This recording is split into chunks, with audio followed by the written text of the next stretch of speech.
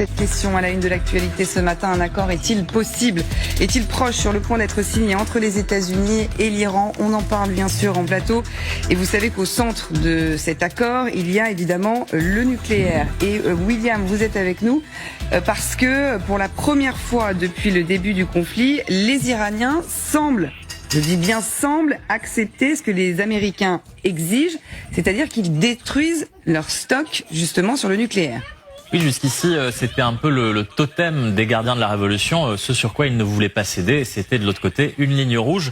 Pour Donald Trump, ce nucléaire enrichi, cet uranium enrichi, programme mené par l'Iran depuis, on le sait, depuis de nombreuses années. Et ce totem est en train de tomber.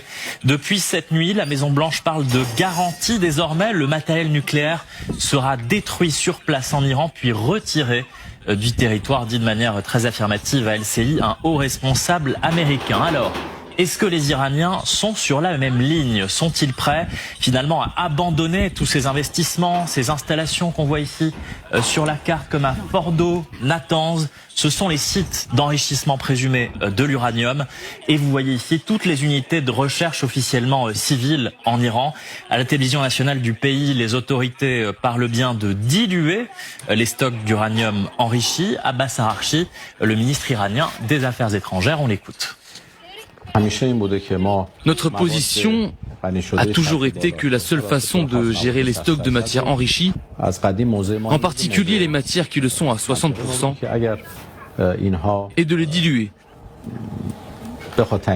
ou de les convertir en Iran. C'est la seule méthode qui soit acceptable de notre point de vue. Depuis le début du cycle des négociations, forcément le diable se cache dans les détails. Oui, et déjà dans l'utilisation des mots, puisque les Américains parlent de destruction pure et simple de ces stocks d'uranium enrichi, tandis que l'Iran parle d'une dilution à domicile de cet uranium. Donc, il y a déjà une divergence des mots. Pour rassurer la communauté internationale et les États-Unis, il faudrait atteindre des valeurs d'enrichissement d'uranium en deçà de 5% pour qu'il n'y ait absolument aucun risque militaire. Pour fabriquer une arme nucléaire, on en est très loin. Il faut enrichir l'uranium à environ 90%.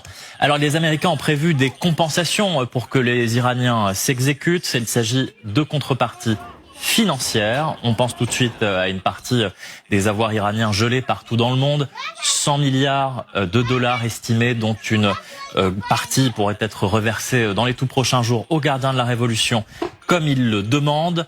Comment faire confiance finalement aux Iraniens qui ont toujours maintenu le plus grand secret, la plus grande opacité sur leur programme nucléaire? Les États-Unis prennent en compte ce risque. On apprend auprès de nos confrères de CBS que les militaires américains prévoient le déploiement de troupes d'élite si nécessaire pour assurer la destruction effective des stocks d'uranium. On voit mal comment l'Iran accepterait un tel déploiement de troupes sur son sol. Un accord donc, nous y sommes presque, dit effectivement la Maison-Blanche, mais il reste ce chemin, tous ces points techniques à résoudre, des points techniques qui pourraient finalement, Anne-Chloé, devenir des obstacles à la signature d'un texte. Merci beaucoup William. Dilution, destruction, bon Tamar Sebok, on joue sur les mots de toute façon. Oui, parce que déjà, la question, est-ce que l'uranium va être sorti de l'Iran ou pas? S'il est gardé à l'intérieur de l'Iran, c'est qui va le garder? Est-ce que l'Iran va être interdite? Quelle forme? Est-ce que l'Iran va être interdite de développer ou pas?